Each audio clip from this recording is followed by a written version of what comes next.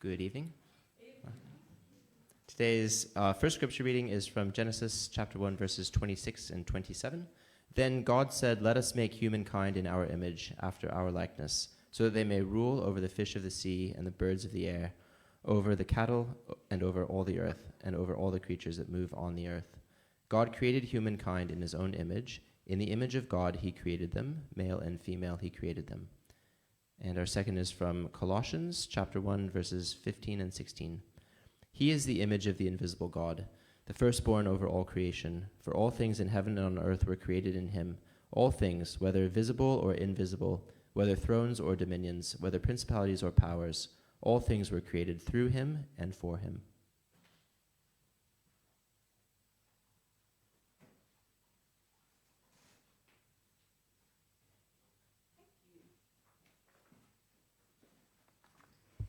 Hello everyone, I'm Denise, for those of you who don't know me, and I'm really excited about this sermon series, just in case you hadn't picked that up.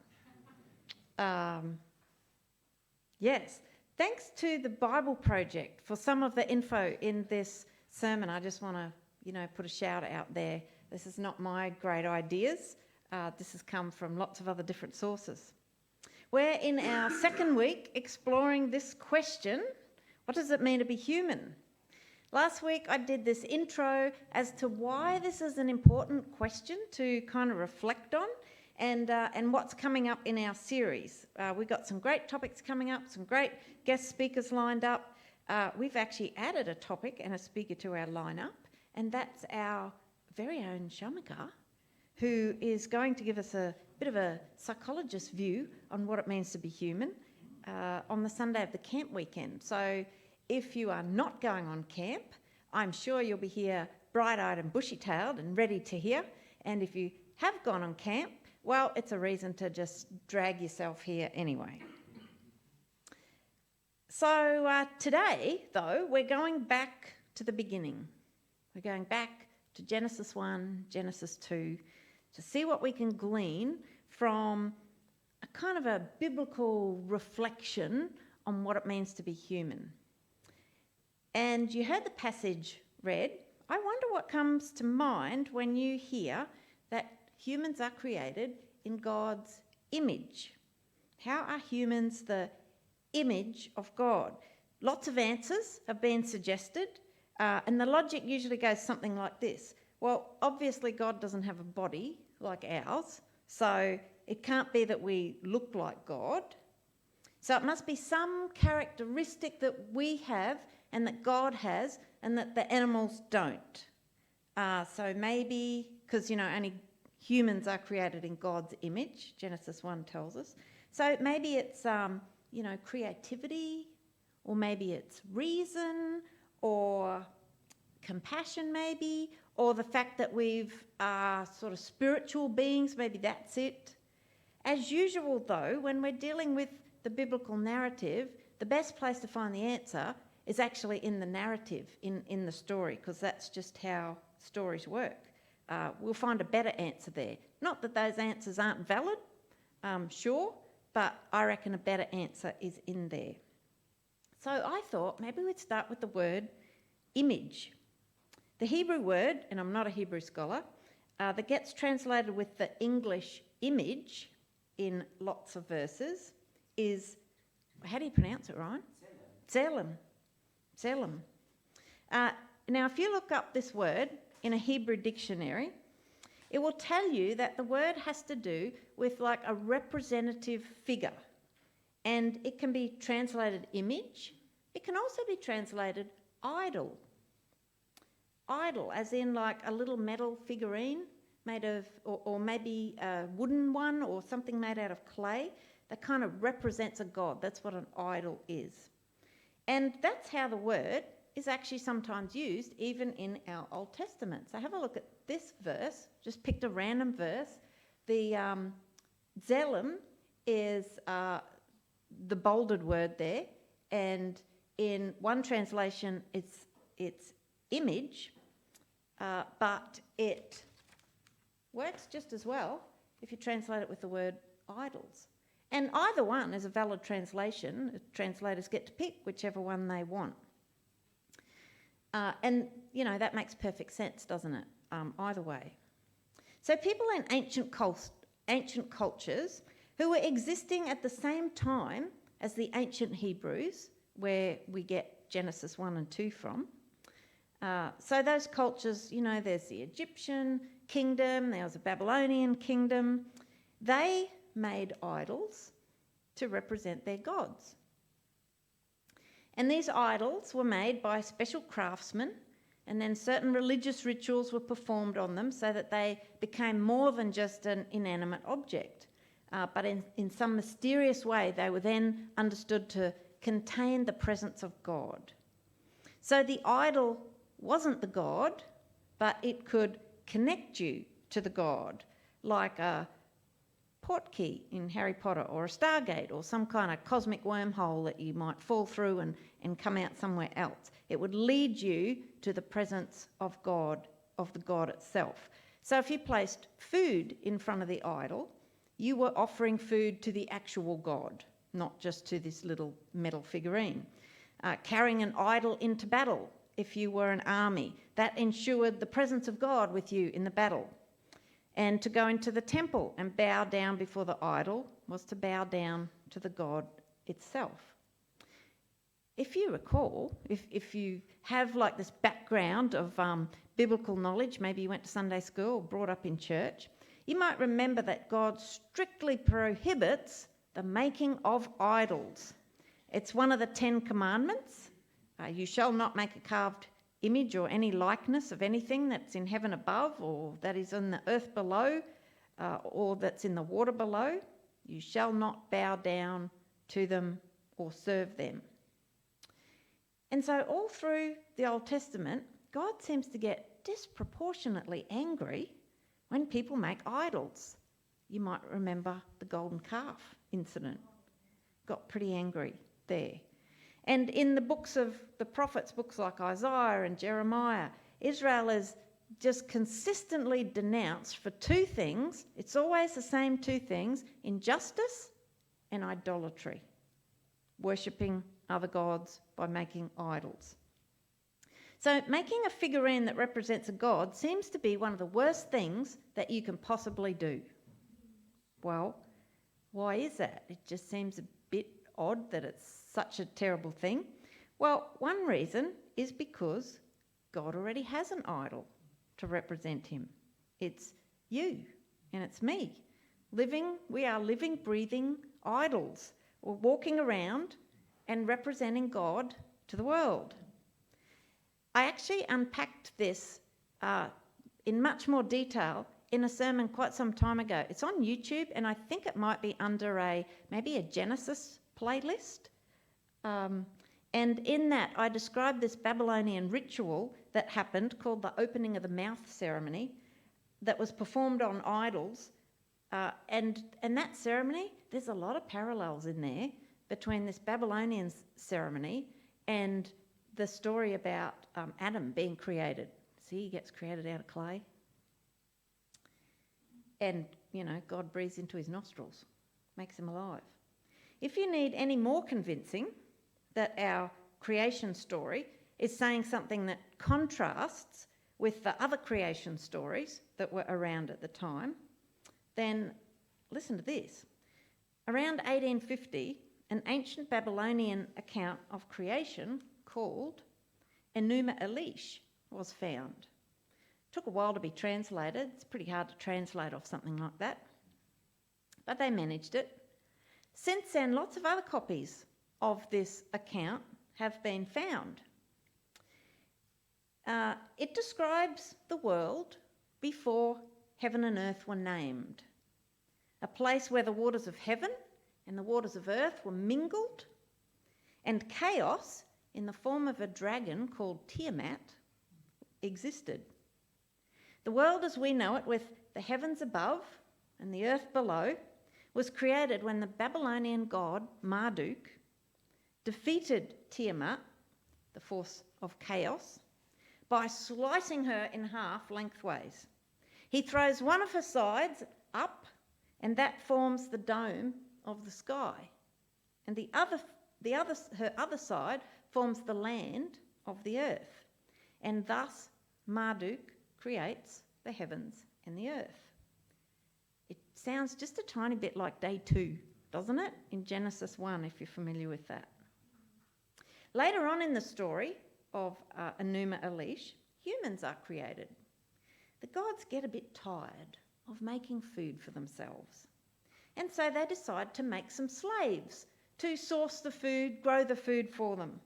So they slit the throat of one of the gods and mixed the blood of the god with the dirt of the ground to make mud, and they made humans out of the mud.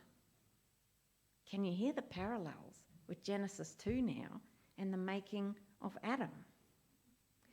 Now, I don't know whether you feel a little bit unsettled knowing that the Christian and Jewish story of creation has parallels in other writings. I know I felt quite disconcerted when I found that out and heard that.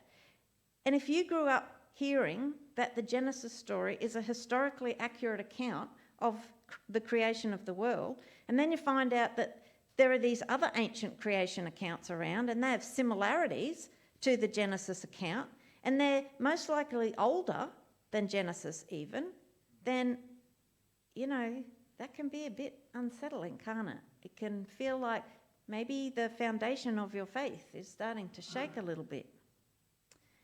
But stay with me here, because there is gold to be found in comparing these two accounts.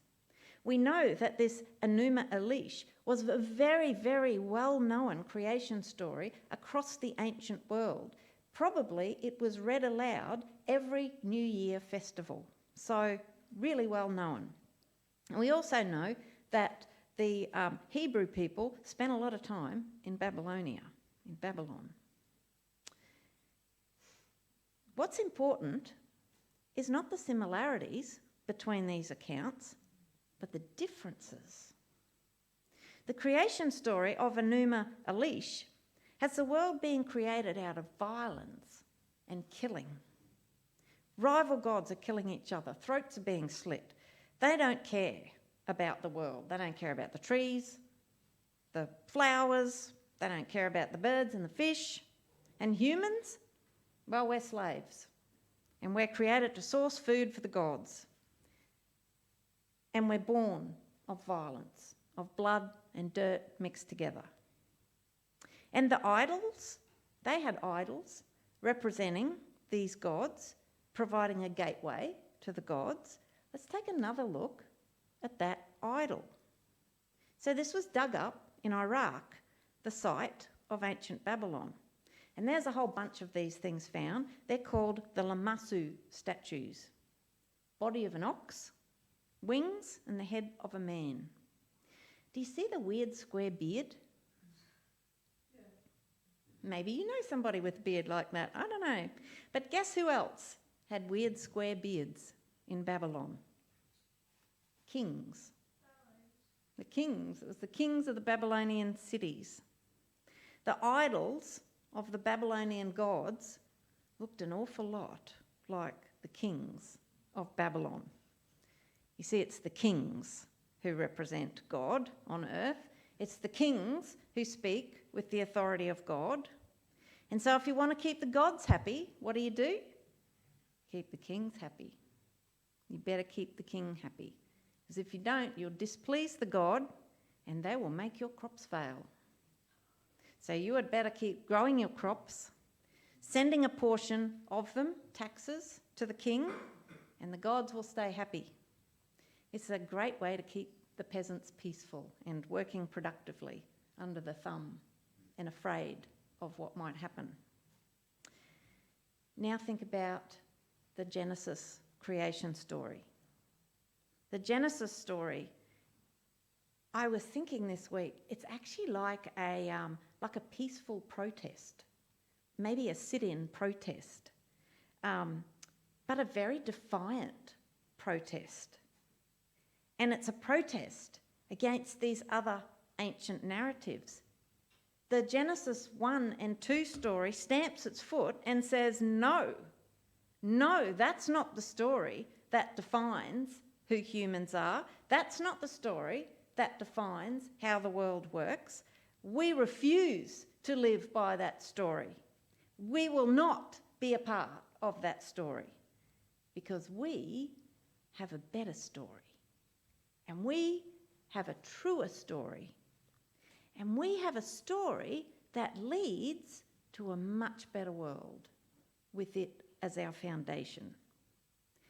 According to the Genesis story, our world was created not out of blood and violence between warring gods, but by the powerful words of the one God who spoke beauty and colour and life into every corner of this world.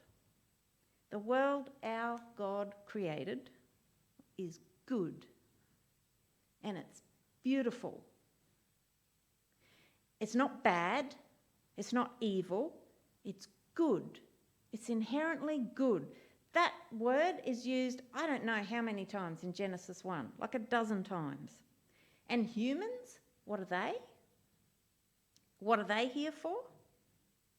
Well, let us make mankind in our image, after our likeness, so they may rule.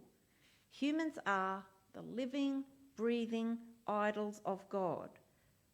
All humans, every single last human, not just the king, but every human being from the greatest to the least. In fact, there is no greater and least.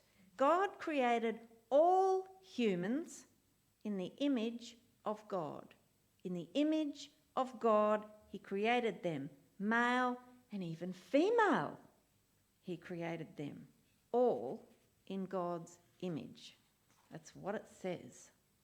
What could our society look like if we truly believed the Genesis account of creation? If we believed that all humans are sacred, that all have intrinsic value simply because they're made by God. And their value doesn't lie in their status in society, or their wealth, or their physical attractiveness, or their strength and productivity, or their ability or disability. That all life, from the tiniest helpless baby who has just taken its first breath to the elderly person about to take their final breath.